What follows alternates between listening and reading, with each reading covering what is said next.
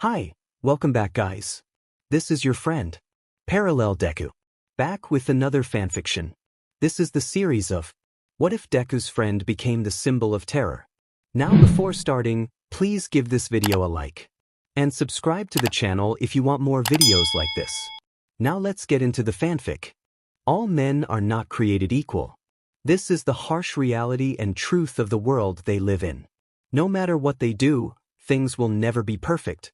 Quirks have emerged, appearing all around the world and falling into three categories: emitter, transformation, and mutation.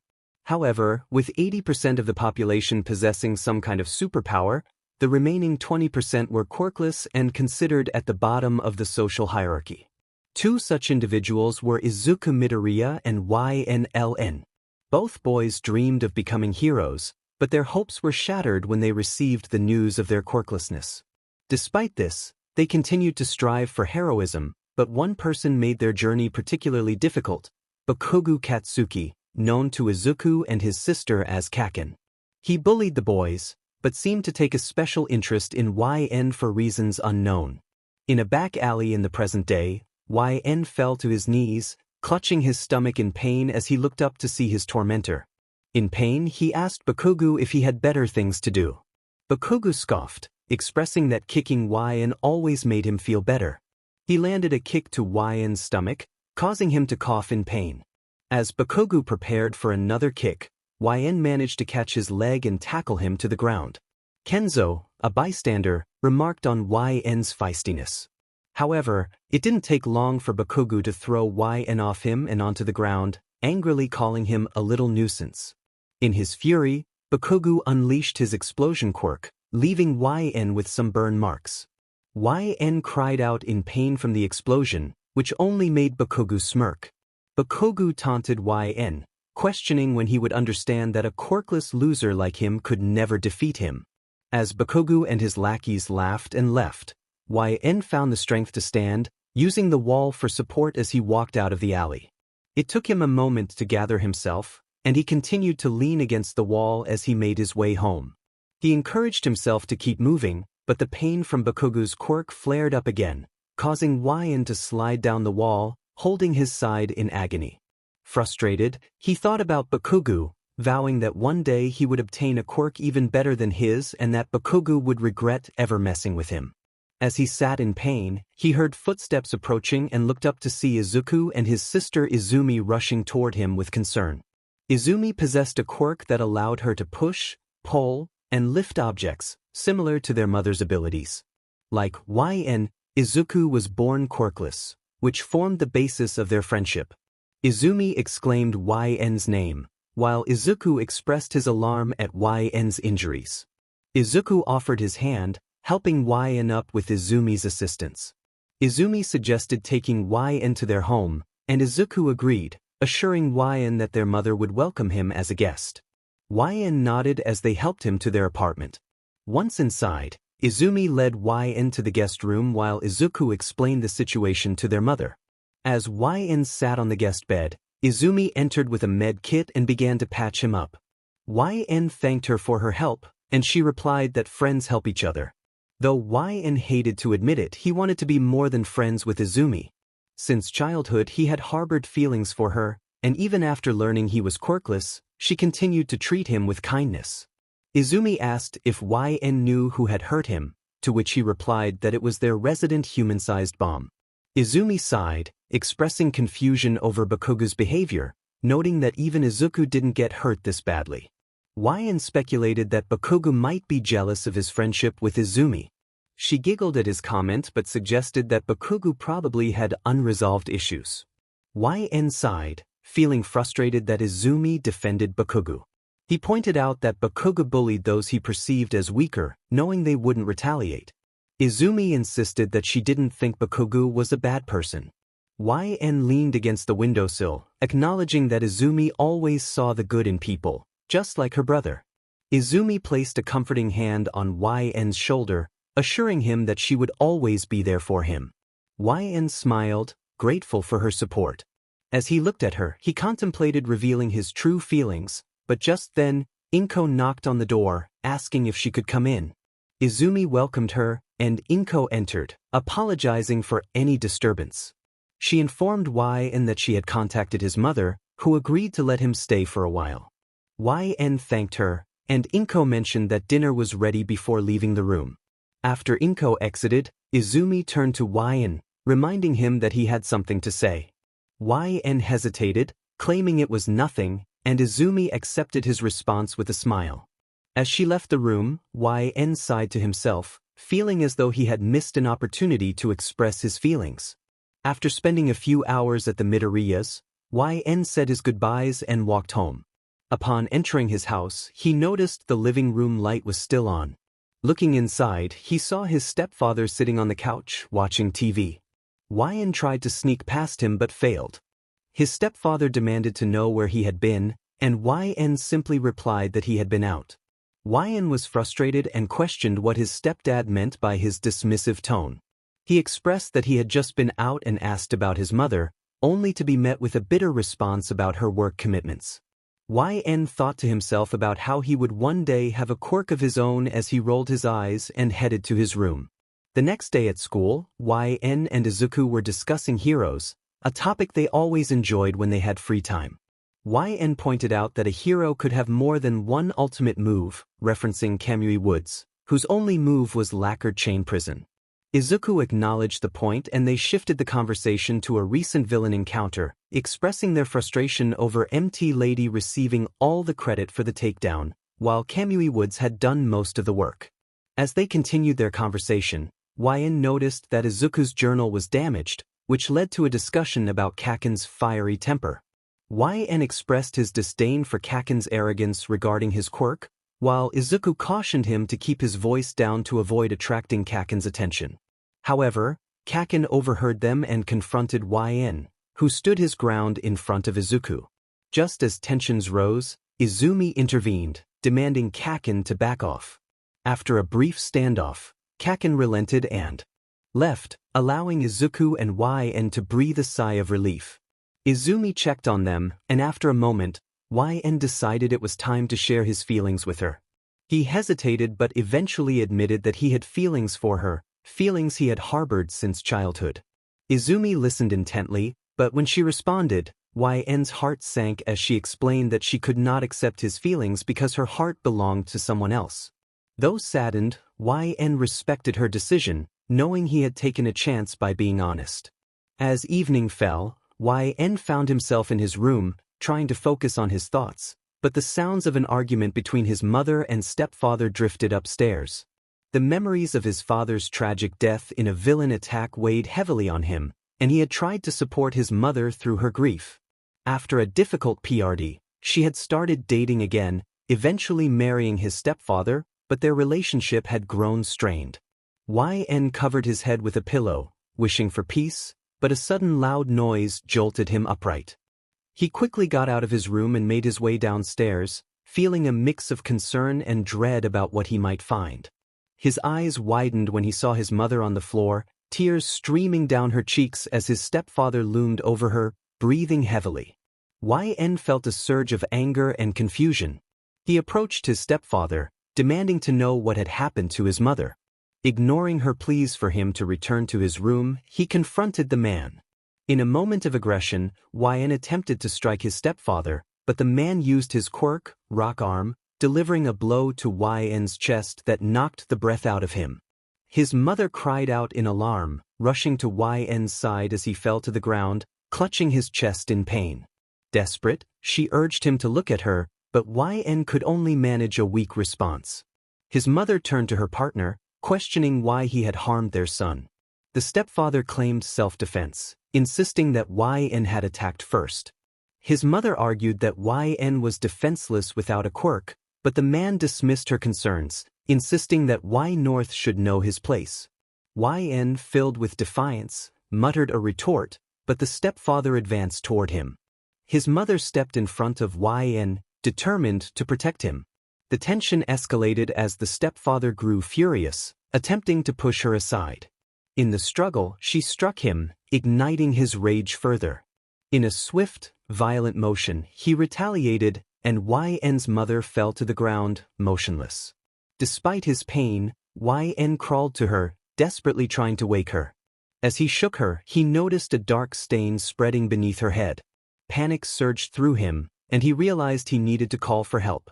While he fumbled for his phone, his stepfather finally seemed to grasp the severity of his actions. The ambulance arrived quickly, and YN chose to accompany his mother to the hospital, leaving his stepfather behind for the police report. Once at the hospital, YN waited anxiously in the waiting room. He texted Izuku to inform him of the situation, and soon, Izuku, Izumi, and Inko arrived to offer their support. After what felt like an eternity, the doctors provided an update on his mother's condition. They assured him that she would survive, but she was in a coma, and the duration was uncertain. While Inko and her children felt relief, YN remained silent, his head bowed in despair. At school, the weight of his mother's condition hung over him, and things took a turn for the worse as the news spread. YN tried to ignore the whispers, but Bakugo's taunts pierced through his resolve. Bakugo mocked him, cruelly reminding him of his mother's situation and suggesting that she must have done something wrong to deserve such treatment. YN remained silent, but Bakugo continued, insinuating that if YN had a quirk, he might have been able to protect her.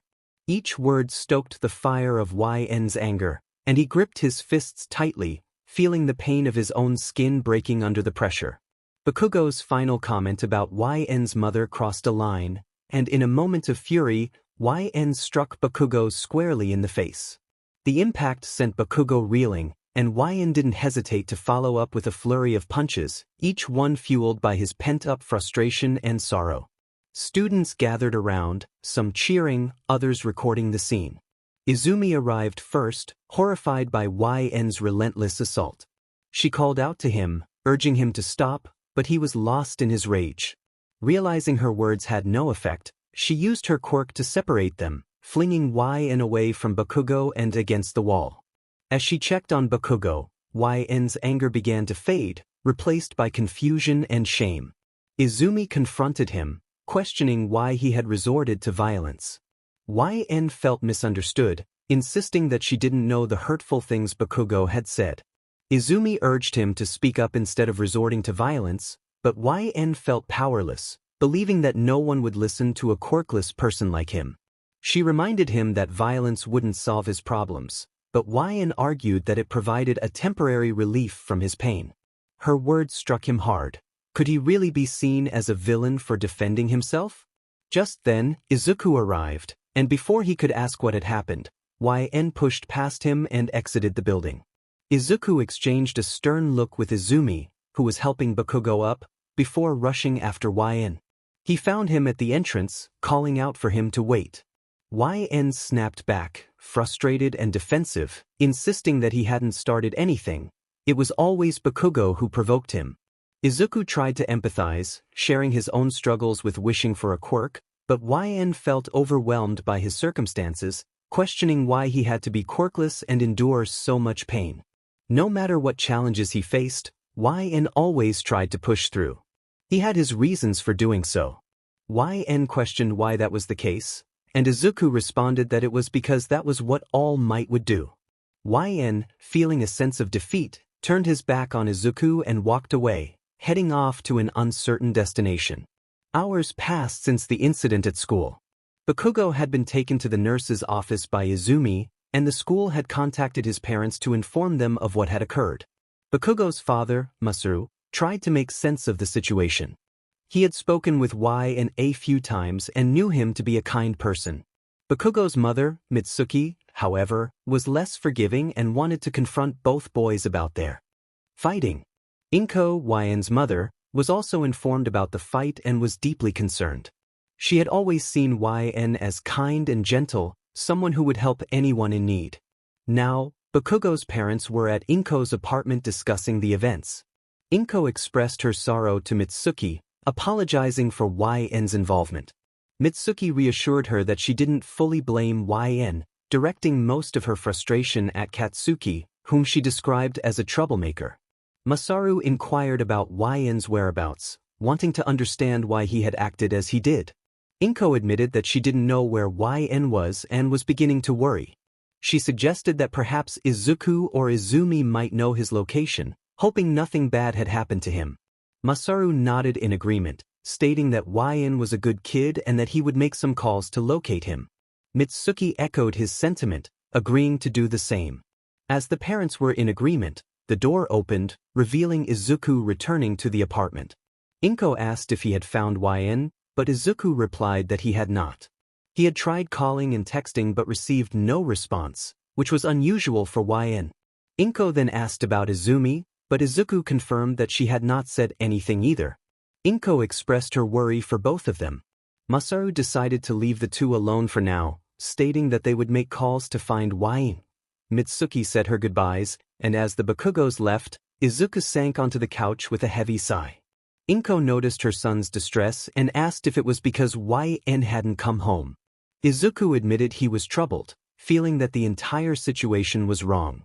He lamented YN's hardships, being born quirkless, losing his father to a villain attack, facing daily bullying, and now having his mother in the hospital. He wished he could do something to help. Inko reassured him that he was already helping YN by being his friend. Izuku managed to smile at his mother's words, but the concern for YN lingered in his mind. Meanwhile, North walked down the street, staring at his phone. He had received multiple messages and calls but had chosen not to respond. He stopped in an alley, sitting against a wall, lost in thought. As the sky darkened and rain clouds gathered, he was jolted from his reverie by a notification on his phone. It was a text from Izumi, and out of curiosity, he opened it to find a video. YN was taken aback by the content of the video, which showed Izumi and Bakugo together. As the rain began to fall, he sat on the ground, listening to the voices from the video. Izumi's words echoed in his ears, and he felt a surge of pain. Overwhelmed, YN shouted in frustration, unable to comprehend why the world was so cruel to him.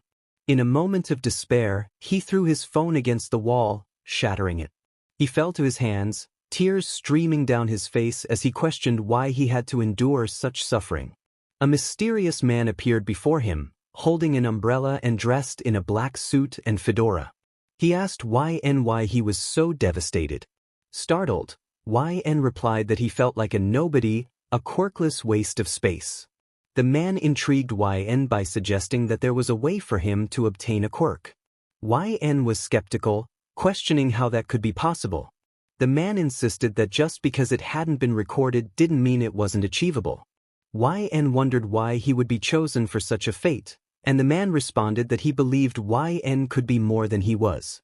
The man's words sparked surprise in YN, who listened intently as the man extended his hand, inviting him to pursue greatness. As YN looked at the man's hand, memories flooded his mind, moments with his mother, Inko, and Izuku, filled with warmth and kindness, contrasted sharply with the painful memories of Bakugo and Izumi.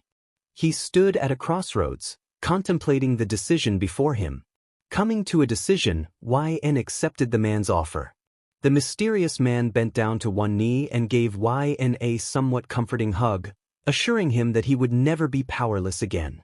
YNLN, known as the symbol of terror, was just 16 years old.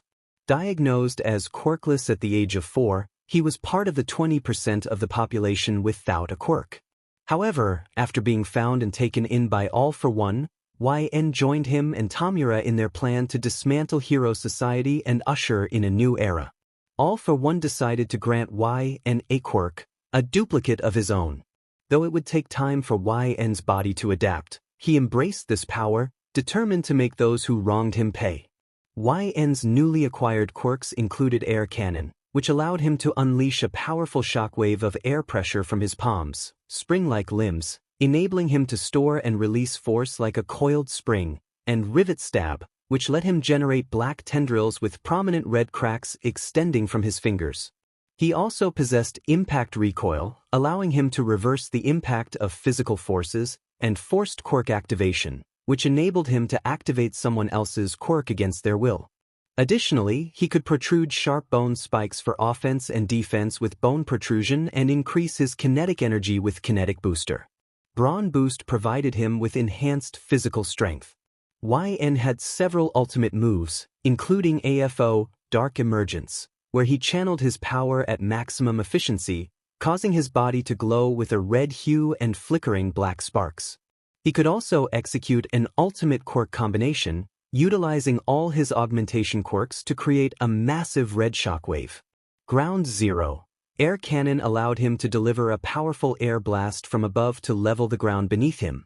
YN was part of the League of Villains, alongside notable members such as Tamura Shigaraki, whose decay quirk could disintegrate anything he touched, Dabi, who wielded the cremation quirk to ignite blue flames, and Himiko Toga, who could transform into others after consuming their blood. Spinner had the gecko quirk, allowing him to cling to walls, while Twice could create copies of anything through his double quirk. Mr. Compress could shrink objects into marbles with his compress quirk, and Magna could magnetize people within a certain radius. Kurogyri had the ability to create and manipulate dark fog as a portal with his warp gate quirk. Together, they formed a formidable team, each with their unique abilities, united in their goal to reshape the world. When the user produces a mass of dark fog, it transports anything it comes in contact with to a nearby location. Tin, Uppertory Gnome, possesses several quirks: Catch-Up, Super Strength, Hunter, Ultra Senses, and Regan.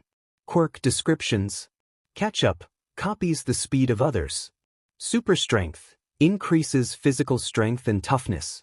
Hunter enhances tracking abilities, speed, and strength. Ultra Senses provides enhanced senses of smell, sight, hearing, and taste. Regan heals the user and those around them quickly. YN walked with the mysterious man through the rain, sheltered by an umbrella. They had been walking for a while when the mysterious man led YN down an alleyway to a bar. YN looked at him with curiosity, wondering about the purpose of their visit. Upon entering the bar, he noticed a man made of purple mist cleaning a glass and a younger man sitting at the bar with a milkshake. Both looked at YN and the young man spoke first. The young man questioned why the mysterious man had brought a child to the bar. The mysterious man explained that YN would be a new addition to their group. Shigaraki, the young man, expressed his doubts about YN's capabilities. In response, YN retorted, commenting on Shigaraki's appearance. Angered, Shigaraki stood up and glared at YN. The mysterious man intervened, introducing Kurogyri, the one behind the counter, and Tamura Shigaraki, the young man. He encouraged them to welcome YN, who responded defiantly, asserting his independence and dismissing Shigaraki's authority. Shigaraki, irritated, lunged at YN, but before he could reach him, a small dark portal opened, causing Shigaraki's hand to pass through it and touch one of the stools. The stool began to decay, leaving YN wide-eyed in surprise. YN realized Shigaraki's quirk allowed him to cause decay.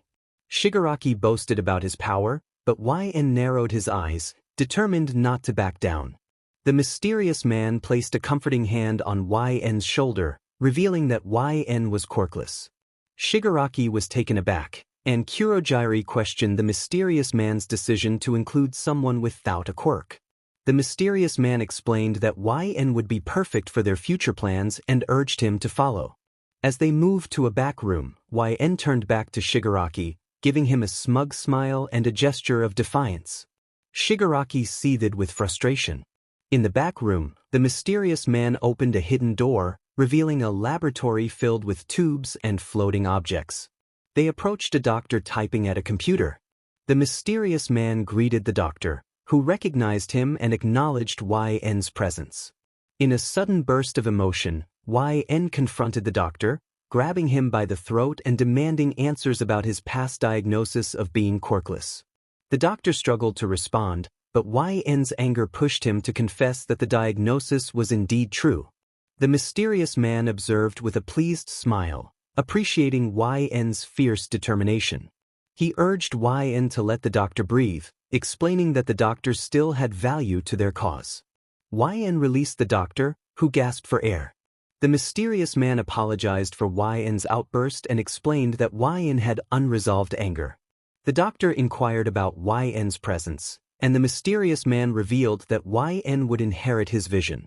The doctor expressed shock at this decision, questioning why the mysterious man would choose YN over Shigaraki. YN reacted with disbelief at being referred to as a child. The mysterious man reassured the doctor of his choice and asked for his trust. The doctor agreed to support the decision, and preparations began. YN learned that the mysterious man was named All for One, a name that surprised him. All for One took a seat, revealing his face, which left YN even more astonished. All for One chuckled at YN's reaction, remarking on the significance of his chosen name and expressing pleasure in meeting YN properly. It was done by a hero long ago. YN learned that a hero had inflicted this upon All for One, who explained that it had taken a long time for him to heal from his wounds, and even now, they were not fully healed. YN was confused by the mention of inheriting All for One's vision and questioned what that meant. All for One clarified that YN desired a quirk to gain power and control over his life. All for One shared his vision of a world where society would not rely on heroes or law enforcement, a world free of constraints where people could use their abilities as they wished. However, he admitted that he could not achieve this in his current state, which is why he needed YN to carry out his vision. YN expressed doubt about his ability to do so without a quirk, especially against someone like Washington. All for One reassured him that Dr. Kyudai was there to help. YN looked at All for One with confusion as he explained that Dr. Kyudai had been working for him for a long time, collecting quirks from various individuals, stored in canisters around them. YN was astonished by the revelation. All for One assured him that with Dr. Kyudai's genius, he could finally obtain the quirk he had long desired. YN was skeptical but intrigued by the possibility. All for One then posed the question of whether YN would join him in bringing about a new age. YN affirmed his commitment, and All for One expressed his approval. YN then voiced his concern about the others who might be searching for him. All for One dismissed this worry, assuring him it would be taken care of. At that moment, Dr. Kyudai approached them with a tablet in hand, confirming he had made the necessary preparations. All for One instructed YN to follow Dr. Kyudai, who led him deeper into the laboratory to an experimentation room. YN was curious about the purpose of the room, and Dr. Kyudai explained that it would be the instrument of YN's rebirth. He warned YN that his body needed to be prepared to accept what was about to happen, or it would not withstand the process. Despite his nervousness, YN was determined, ready to proceed. Dr. Kyudai prepared him for the procedure, stating that it would be more painful than YN could imagine. YN, having endured pain throughout his life, was resolute. Dr. Kyudai smiled and activated the procedure, and YN immediately felt pain coursing through him. He screamed as the sensation overwhelmed him, but Dr. Kyudai monitored YN's vitals and was surprised to find the procedure progressing better than expected. He marveled at YN's resilience, realizing that the boy's past had made him stronger. In the days that followed, Inko and her children searched for YN, but he seemed to have vanished. Inko was filled with worry, fearing the worst. Izuku shared her concern. YN was his best friend, and he felt a deep sense of loss. Izumi also felt regret for her previous words to YN and wished she could apologize. At school, news of YN's disappearance spread quickly. Some students were worried, while others, like Bakugo, dismissed it as a ploy for attention, which frustrated him. When Izuku and Izumi entered the classroom, Bakugo's indifference was palpable. As the teacher entered with a somber expression, the class quieted down, anticipating an announcement. The teacher confirmed the news of YN's disappearance and revealed that he had been found dead. The class gasped in shock, especially Bakugo. The teacher explained that the cause of death was believed to be blunt force trauma from a high altitude. Confusion and disbelief spread among the students, with some questioning whether they had pushed YN too far. As the students discussed the shocking news, Izumi began to cry, realizing how much YN had suffered. Izuku, overwhelmed with emotion, stood up and confronted Bakugo, blaming him for YN's death. Bakugo was taken aback by Izuku's accusation, shocked that he had been struck. Izuku's tears flowed as he expressed his anger, reminding Bakugo of the bullying YN had endured. "More than you ever did to me." Izuku couldn't understand why his friend had to endure such treatment. Sure, he was quirkless, but he was more of a hero than anyone else would ever be. Izumi looked at her brother, concerned. Izuku, filled with rage, grabbed his school bag and left the classroom, leaving a stunned silence behind him. His classmates had never seen him like this before. It was unsettling. Izumi quickly took her bag and followed her brother. Bakugo remained on the floor, still in shock from Izuku's outburst, but he had bigger concerns than Izuku Midoriya. YN groaned as he woke up, blinking against the light. He found himself in a bed, covered by a blanket, wearing a black shirt and sweatpants. As he looked around, he realized he was in a spacious bedroom. The door opened, and Kurogyari entered with a tray of food. Kurogyari acknowledged YN's awakening and informed him that he had been taken care of after a successful quirk surgery. YN expressed his gratitude, appreciating Kurogyari's assistance. After Kurogyari left, YN ventured into the main room, where Shigaraki greeted him with a teasing remark about his nap. YN shot back with a playful comment, which earned him a glare from Shigaraki. Curious about All for One's whereabouts, YN learned that the master was away but had left something for him in the lab. As YN made his way to the underground lab, he found the doctor working on a computer. The doctor welcomed him and asked how he felt. YN replied that he felt normal, not much different from before. The doctor then led him to a room that resembled a training facility. YN was puzzled by the purpose of the room, and the doctor explained that it was where he would conduct his training to adapt to his newfound powers. YN inquired about the training methods, expecting robots or drones, but the doctor revealed that he would be training against something much more formidable. With a tap on his tablet, the doctor opened doors behind YN, revealing monstrous figures. YN was taken aback, realizing they were Nomu, artificial beings designed to hold multiple quirks. The doctor explained that these beings were created from deceased individuals, and YN would be training against them. YN expressed his disbelief, feeling overwhelmed by the size of the Nomu. The doctor dismissed his concerns, calling him a weakling. This remark ignited a fierce determination in YN, who warned the doctor not to underestimate him. Turning to face the Nomu, YN demanded to know if there were more of them. The doctor confirmed there were, and YN insisted that he should leave the room, as things were about to get intense. The doctor hurried to the observation deck, while YN prepared for the challenge ahead. As time passed, YN adapted to his new life, reflecting on memories of his mother and old friend. He learned to let go of the past and focus on the future. His relationship with Kurogyari grew stronger, as he saw him as a mentor. However, his dynamic with Shigaraki was more tumultuous, filled with arguments and disagreements. Despite their differences, they learned to tolerate each other. Over the months, YN honed his powers, discovering that Dr. Kyudai had granted him several quirks, with the air cannon quirk being his strongest. The most surprising revelation was that he possessed a duplicate of All for One's quirk. Armed with this knowledge, YN began to formulate a hidden plan. In a dense forest, a large Nomu roamed, searching for something. YN appeared, scaling a cliff before leaping into the air, bone protrusions extending from his arms. He landed on the Nomu's back, driving the protrusions into its flesh, causing it to screech in response. As the Nomu thrashed about, YN held on, repeatedly striking its back.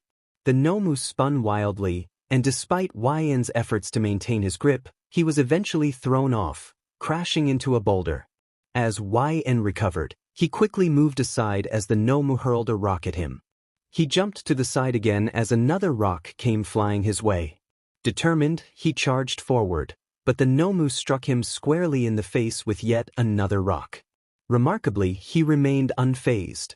When the Nomu threw another rock, YN executed a flip over it, landing directly in front of the creature. Suddenly, he noticed a larger shadow looming above him and looked up to see the Nomu gripping a boulder. YN's eyes widened in surprise as the boulder came crashing down on him. Despite the impact, he managed to keep moving, though pain surged through him and blood trickled from the corner of his mouth. As he attempted to regain his footing, the Nomu seized the opportunity, delivering a relentless barrage of punches to his face. After a moment of satisfaction, the Nomu paused and began to walk away from the battered YN. However, it didn't get far before turning back, alerted by a noise. YN stood up, a smirk on his face, blood still seeping from his mouth. He was determined, declaring that while the Nomu hit hard, he could hit harder, and he had faced tougher challenges before. The Nomu roared and charged at YN once more. As it swung at him, YN deftly maneuvered beneath it, using the bone protrusions in his arm to slice at the Nomu's side. In retaliation, the Nomu caught him in a bear hug, applying crushing pressure. YN struggled to escape its grasp, but in a swift move he extended his bone spikes, impaling the Nomu. Roaring in pain, the Nomu hurled YN into the air. As he began to fall, YN turned around and activated his spring-like limbs, storing energy as he descended.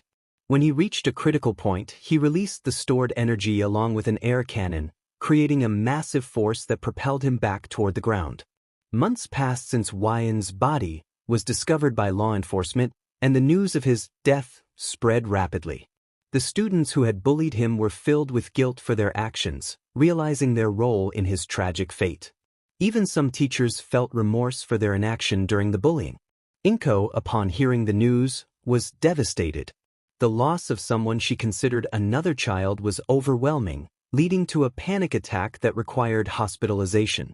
After receiving care, she returned home, where her children, Izuku and Izumi, comforted her as she wept. While both siblings mourned YN's passing, their reactions differed. Izumi felt she could have intervened with Bakugo to ease his treatment of YN, believing he was harsh but not to the extent that it would lead to such a tragedy. Izuku, however, carried a heavier burden. Previously, he had encountered the number one hero, All Might, on his way home. Later that day, the same villain who had attacked him targeted Bakugo. Despite his anger towards Bakugo, Izuku instinctively rushed to help. If not for All Might's intervention, both would have faced dire consequences. Afterward, All Might approached Izuku, recognizing his bravery in trying to save someone, and offered him the chance to inherit his quirk, One for All. Excited yet conflicted, Izuku expressed his feelings of unworthiness, sharing the story of his friend who had been bullied and ultimately took his own life. He lamented that despite his efforts to save someone that day, he had failed to save his best friend when it mattered most.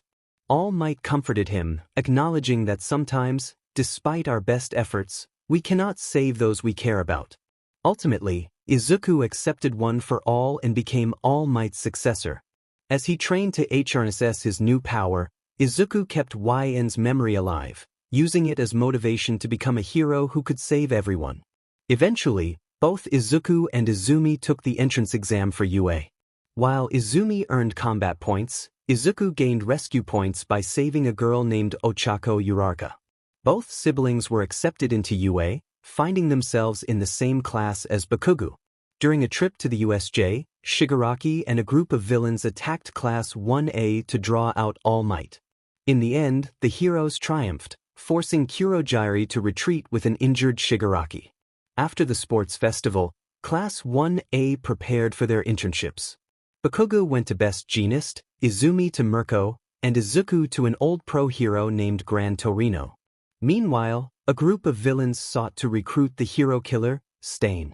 YN wandered the city alone, seeking solace from Shigaraki and his complaints.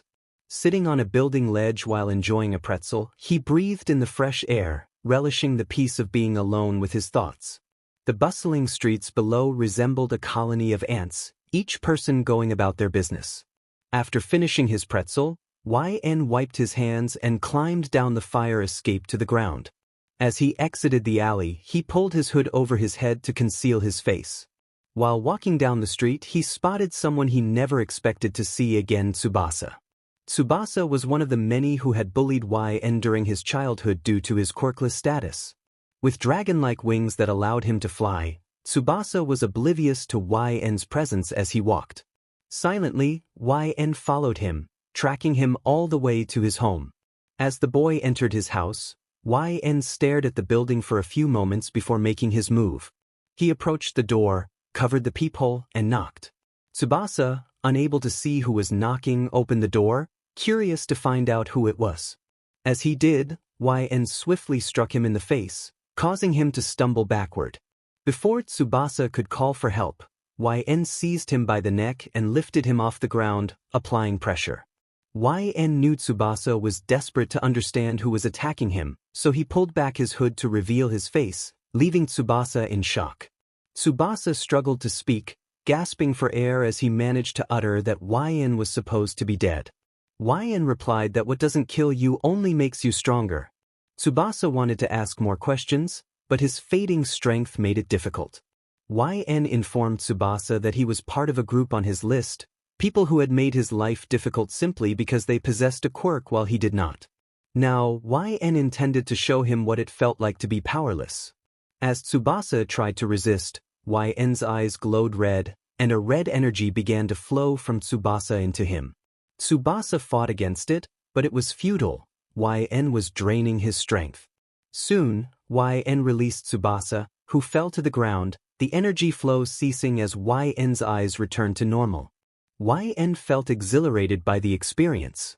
Tsubasa, weak and confused, asked what YN had done to him. YN, with a hint of pride, explained that it was his first time using this power.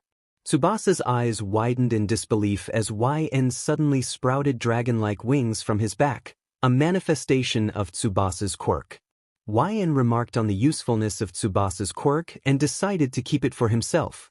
Tsubasa struggled to rise, but his strength had vanished.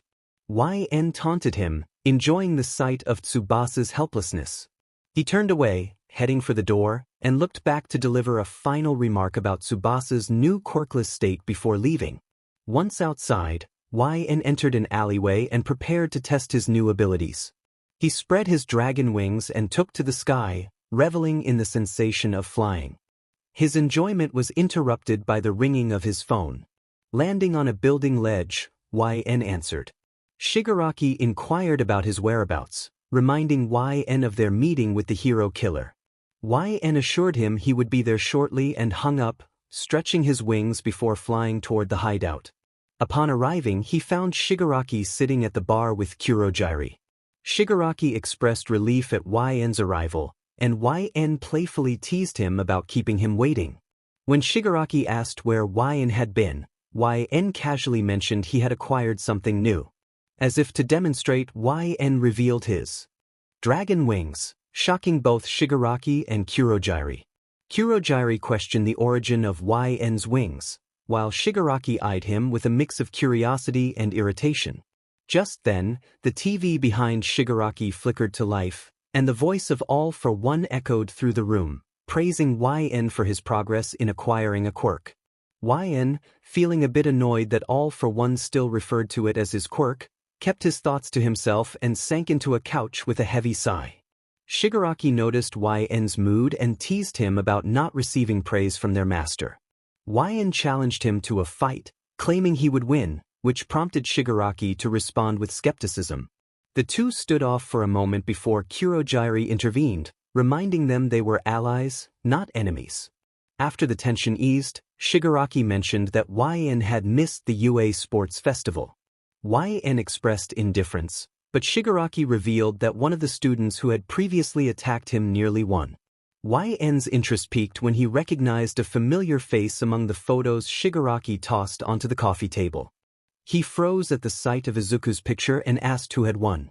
Shigaraki informed him it was a blonde-haired student, noting that despite being in a hero school, he seemed more suited for villainy. YN, intrigued, asked when Stain would arrive. Shigaraki instructed Kurogiri to bring the hero killer to their hideout. Moments later, Stain walked through the vortex created by Kurogiri. YN marveled at the difference between seeing Stain in pictures and in person. Stain, confused, asked where he was and who they were. Shigaraki introduced themselves as the League of Villains and explained their interest in recruiting him. Stain quickly understood their intentions, recognizing them as the ones who had attacked UA. Shigaraki explained their mission, which primarily focused on eliminating All Might and dismantling anything that angered them, including a certain brat. Game over. YN felt a mix of defiance and curiosity as he faced Stain, questioning why he was still standing despite the tension. Stain, with a disdainful glare, expressed his disappointment, revealing that he had underestimated YN. He declared that YN embodied everything he despised, criticizing the childish ambitions of his league and questioning the purpose of violence without true conviction. As Stain reached for his blades, Kurogiri sensed the escalating danger and worried about the situation. He reflected on the hero killer's nature and the potential mistake of bringing YN into their plans. Turning to the screen, he sought guidance from their master, AFO, who advised him to let the confrontation unfold, believing it might lead to valuable lessons for YN. In a swift motion, Stain launched an attack, throwing knives at Kurogiri and YN while pinning Shigaraki to the ground with a blade in his shoulder. A knife grazed YN's cheek, and in that moment, he found himself unable to move, paralyzed by Stain's quirk.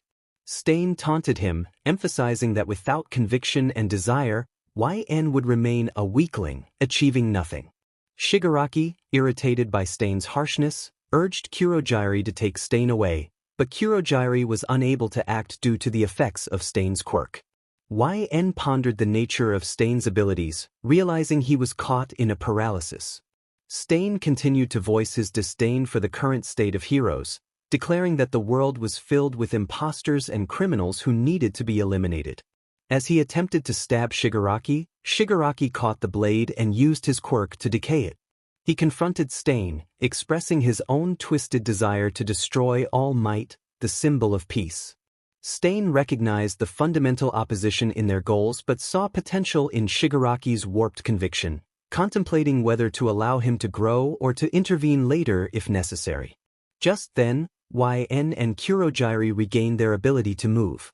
Kurogiri announced his freedom, while Shigaraki dismissed Stain as a liability to their league. After the battle with Stain, Izuku, along with Shoto, Ida, and his sister, found themselves in the hospital due to injuries inflicted by the hero killer.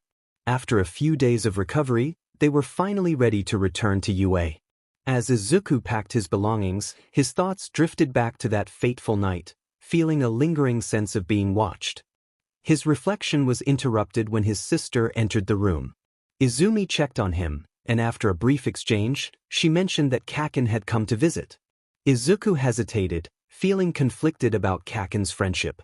Izumi insisted that Kaken was trying his best despite his attitude, but Izuku reminded her of the painful truth regarding YN's fate at Kaken's hands. The mention of YN created a heavy silence between them, highlighting the sensitive nature of their loss. Izumi urged him to hurry, leaving the room to join the others. Izuku sighed heavily, looking out the window, still haunted by thoughts of YN. Once he gathered his things, he made his way to the front of the hospital where his friends awaited. Ida greeted him enthusiastically, eager to return to UA. Shoto noticed Izuku's troubled expression and asked if he was all right, to which Izuku reassured him that he was fine, attributing his mood to a disagreement with his sister. Ida empathized, sharing his own experiences with sibling disagreements, while Shoto nodded in agreement, though he admitted he didn't interact much with his siblings. Curious, Ida asked about the disagreement, but Izuku downplayed it, insisting it was nothing important. He walked ahead, prompting Ida and Shoto to exchange concerned glances as they followed him. Upon arriving at UA, the group was met with a flurry of questions from their classmates. Ida managed to calm the crowd, allowing Izuku to answer some inquiries. However, he noticed Bakugo speaking with Izumi, his demeanor surprisingly comforting, which made Izuku narrow his eyes in suspicion. Uraraka approached him, expressing concern for his well-being since the villain attack. Izuku reassured her with a smile, but before their conversation could continue, Aizawa entered the classroom, looking more annoyed than usual. The students quickly settled into their seats as he addressed them, hinting at the varying experiences of their internships but emphasizing that it wasn't the main focus at the moment. The class was aware of the recent defeat of the hero killer, and as Aizawa continued, the students nodded in understanding. Aizawa informed them that every hero was on high alert because the convoy transporting the hero killer to Tartarus had never reached its destination. This revelation shocked the class, especially those who had encountered Stain firsthand. Kaminari expressed his concern about the implications of this news, fearing that Stain might go on another rampage. Mina echoed his worries, while Mineta panicked, believing they were all in danger. Aizawa quickly silenced them, emphasizing that every hero was working diligently to locate the hero killer. Yaoyorozu asked about the convoy's fate and whether Stain had an accomplice. Aizawa explained that they were still investigating. When the heroes arrived at the scene, they found one guard who could answer questions, but the other guard had been found dead, with a chilling message written above him. Izumi, visibly shaken, questioned the meaning of the message. Aizawa admitted they were still trying to decipher it. Kirishima speculated whether the person who freed the hero killer was connected to the villain from the USJ incident. Aizawa acknowledged the possibility, mentioning that both police and pro-heroes were on the case. Izuku felt a wave of concern wash over him as he recalled a mysterious figure he had seen on a rooftop. Aizawa called out to him, snapping him back to reality. When asked what he was thinking about, Izuku hesitated but ultimately decided to share his experience from the night Stain was defeated. He described seeing a figure with dragon-like wings, which caught Bakugo's attention, as he recognized someone with a similar quirk. Aizawa expressed understanding for Izuku's hesitation but reminded him that he should have reported it. Izuku agreed, and Aizawa instructed the students to put on their costumes for training. As they left for the locker rooms, Izuku couldn't shake the message from his mind, questioning its meaning and the identity of the target. Meanwhile, in a hidden warehouse, Stain was sharpening his sword when YN entered. Stain inquired about YN's whereabouts, to which YN replied that he had been minding his own business. Stain, feeling restless, expressed his desire to be out fighting fraudulent heroes, but YN reminded him to maintain a low profile for now. YN presented Stain with a newspaper article about a drag called Trigger, which enhanced quirks but had dangerous side effects. Stain was intrigued but questioned why YN was interested in something that hadn't been seen in years. YN explained the need to stay ahead of Shigaraki, who would do anything to obtain Trigger. He tasked Stain with gathering information on the drag's potential resurgence. As Stain prepared to leave, YN warned him about rumors of children being used as test subjects, urging him to take action if it were true. Stain affirmed his commitment before setting off on his mission, while YN watched the sunlight fade as shadows enveloped the room. Back at the school, Class 1A was gearing up for their final exams, with each student paired to face a teacher acting as a villain. Some teams succeeded while others did not. The final pairing was set: Izuku, Izumi, and Bakugo against All Might. Though hesitant, they knew they had to fight to avoid failure. As they entered the battleground, Izuku and Izumi began strategizing, but Bakugo dismissed their efforts, insisting he had his own plan to defeat All Might. Frustrated, Izuku tried to reason with him, but Bakugo's temper flared, leading to a heated exchange. Izumi attempted to mediate, but their argument escalated as they heard something ominous in the distance. The three heroes in training looked ahead as a massive gust of wind rushed toward them, wreaking havoc on the surrounding buildings. Izumi quickly urged her friends to take cover behind her. Izuku and Bakugo complied, and Izumi summoned a green aura shield bubble around them just as the wind enveloped them. After a moment, the three of them stood up, shaken, realizing that Izumi's shield had not been strong enough to fully protect them. Izumi coughed and wondered what had just happened. Bakugo, visibly shaken, hesitated to voice his thoughts, while Izuku concluded that it must have been All Might. Almost as if summoned by their words, All Might landed in front of them. Normally cheerful and encouraging, he now appeared as a formidable adversary, intent on defeating the three heroes before him. All Might declared that he didn't care about the destruction of the city and warned them that if they treated this as a mere exam rather than a serious battle, they would regret it. Izumi, taken aback, called out to him, but All Might insisted that he was no longer the hero they knew. He challenged them to give their all, stating that he would not hold back. Izuku quickly assessed the situation and realized that a direct confrontation would lead to their defeat. He urged his friends to flee. Izumi agreed, but Bakugo, frustrated, resisted the suggestion. As All Might charged toward them, Bakugo reacted quickly, using a stun grenade to disorient him. Bakugo shouted defiantly, but All Might swiftly silenced him by grabbing him. Despite Bakugo's attempts to fight back with explosions, All Might overpowered him, sending him crashing to the ground. Izumi cried out for Katsuki, but All Might turned his attention to the Midoriya siblings, blocking their escape. He taunted them for considering abandoning their teammate. Though shaken, Izumi summoned her courage and encased All Might in an aura bubble. She instructed Izuku to rescue Katsuki while she held off All Might. However, All Might effortlessly shattered Izumi's barrier with a wave of his hand. Izuku attempted to flee using his full cowl but collided with Bakugo, sending them both tumbling. All Might laughed, announcing that it was time for them to face their fate.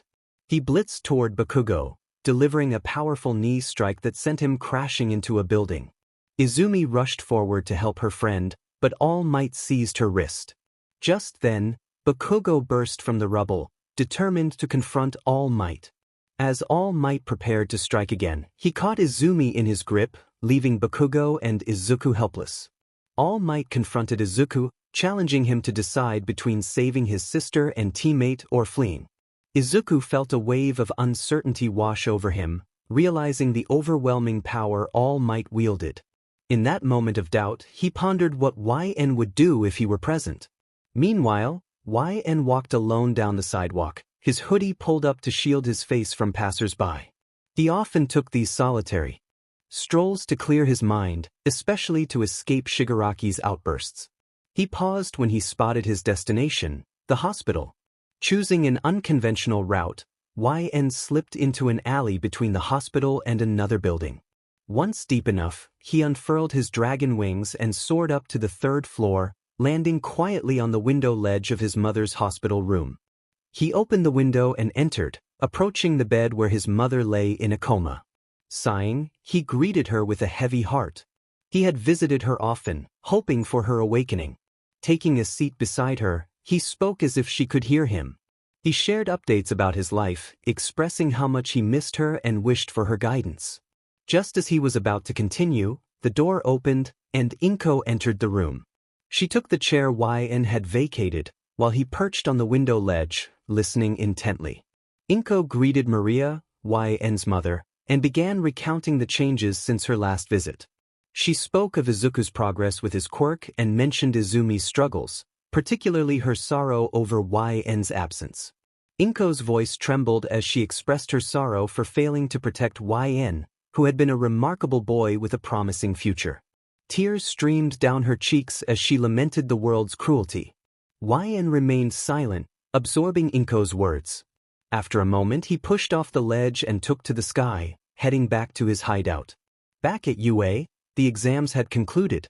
Most of Class 1A had passed, but a few, including Mina, Kaminari, Kirishima, Sato, Shiro, and Izumi, faced remedial classes as a result of their performance.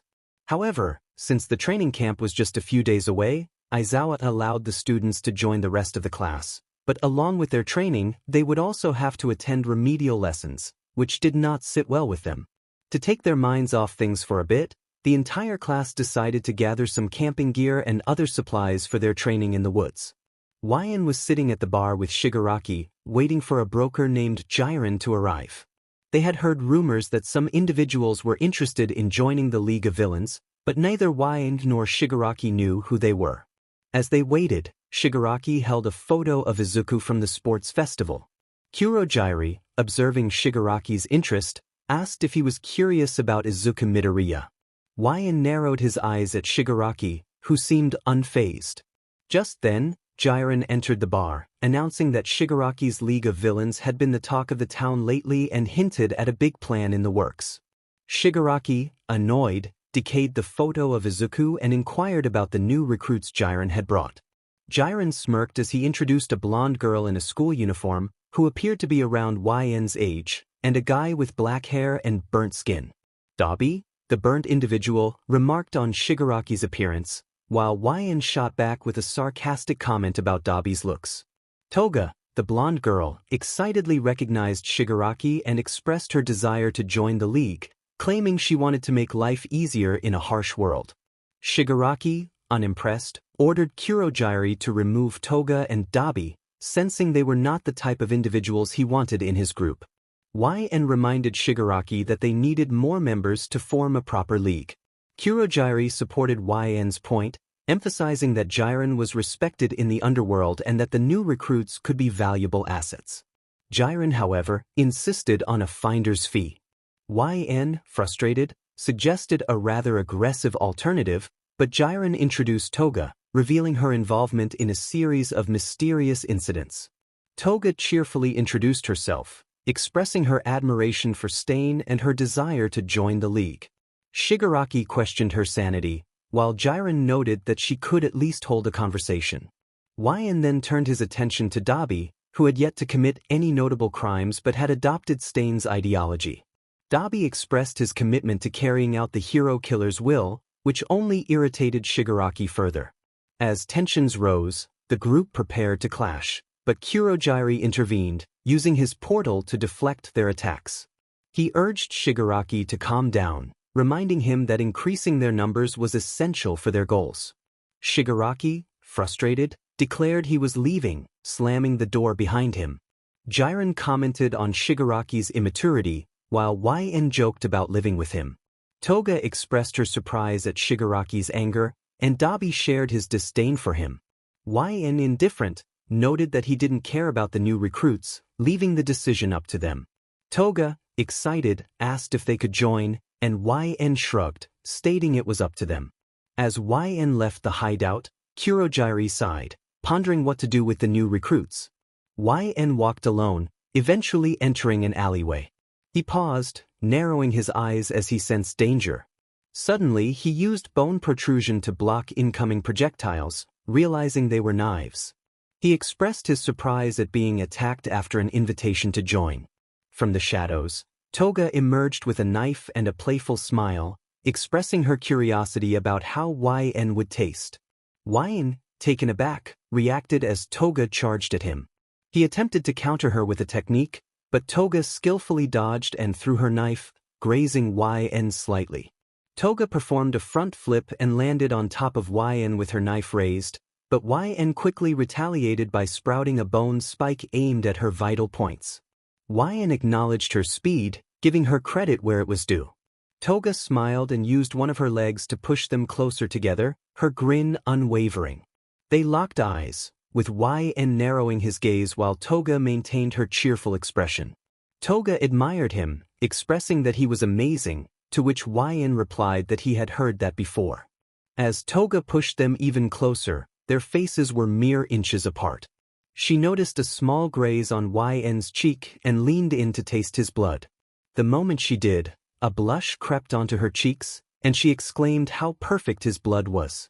YN, having had enough of her antics, used a bone spike to push her off him, successfully creating some distance. As he began to walk away from the alley, Toga followed closely behind.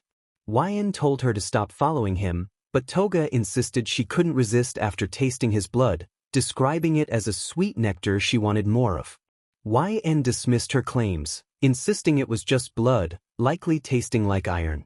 Toga pleaded with him, promising to be gentle, but YN firmly rejected her. Suddenly, he spotted something in the distance that made him freeze. Toga, curious about his sudden stillness, looked to see what had caught his attention but couldn't make it out. YN, however, recognized it instantly, and a surge of anger coursed through him.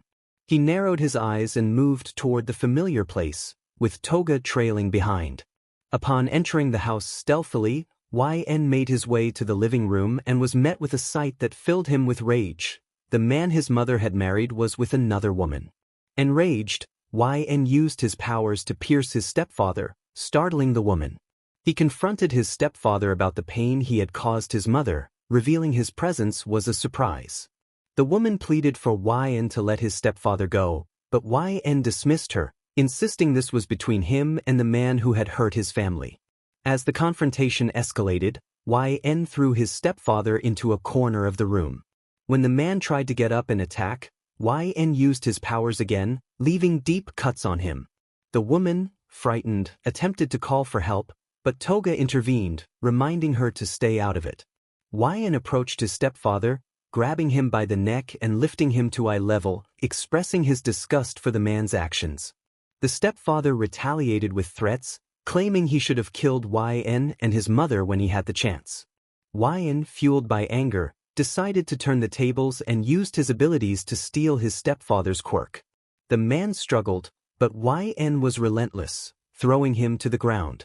As the stepfather coughed and threatened YN and his mother, YN's rage intensified. He was determined to ensure that his stepfather could never harm anyone again. YN kneed him in the face and sat on top of him, choking him as the man struggled to break free. YN shouted about the pain his mother had endured and vowed that his stepfather would never lay a hand on her again.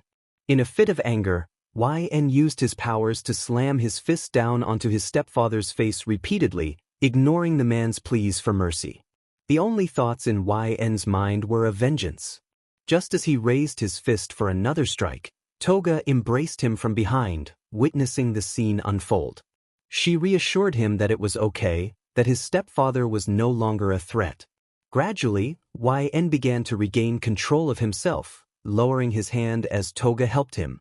As the tension faded, Toga guided YN's head to her chest, smiling down at him.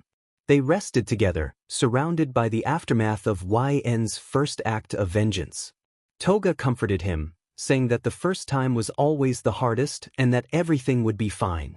Meanwhile, police and pro-heroes swarmed the LN residence after receiving a call about suspicious activity. Upon arrival, they found a disturbing scene that warranted serious investigation. Detective Tsukaichi examined the area when Eraserhead entered the house. Aizawa inquired about the victims, and Tsukaichi identified the woman as Jasmine Wright and the man as Sho LN, confirming the latter's affair. Aizawa expressed his disdain for the man's actions and asked if there were any leads on the perpetrators. Tsukaichi speculated that it seemed to be a two-person job, explaining that one person had attacked the woman from behind while the other had dealt with the man. Aizawa noted that there appeared to be a significant motive behind the attack. While Tsukaichi mentioned a puzzling detail, the woman's attacker seemed connected to previous cases where victims had their blood drained, while the man's situation was markedly different. Like one knew what they were doing while the other did not. Aizawa expressed his determination to find the perpetrators, stating that they would uncover their identities. Tsukaichi shared his hope for a breakthrough in the investigation. Aizawa inquired if anyone had seen the attackers, but Tsukaichi reported that their faces had been concealed. Aizawa sighed in annoyance, realizing the challenge ahead. He instructed Tsukaichi to investigate anyone with a negative history related to the victims to narrow down the list of suspects. Tsukaichi agreed and they both began to exit the house. Before leaving, Aizawa glanced back at the scene, where multiple reporters were gathered, trying to gather information. One reporter called out, seeking details about the incident, while another asked for the names of the victims. A third reporter speculated whether the incident could be linked to a notorious figure known for violence. As the reporters pressed for answers, one hero on the scene, standing behind Endeavor, grew frustrated with their persistence and decided to intervene. Endeavor firmly declared that the reporters should refrain from asking further questions and suggested they wait for the authorities to release information. His authoritative tone caused the reporters to retreat, not wanting to provoke him further. As they began to disperse, Midnight approached Endeavor, commenting that he could have handled the situation more kindly. Endeavor dismissed her concern, insisting that force was necessary to manage the reporters. Midnight sighed, suggesting that a gentler approach could improve his public image.